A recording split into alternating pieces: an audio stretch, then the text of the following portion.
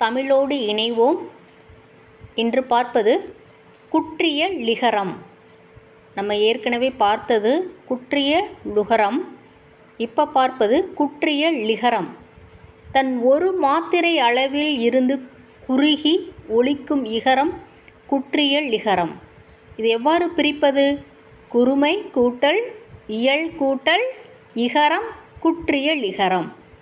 யகரத்தை முதல் எழுத்தாக கொண்ட சொற்கள் வரும்போது நிலைமொழியில் உள்ள உகரம் இகரமாக மாறும்.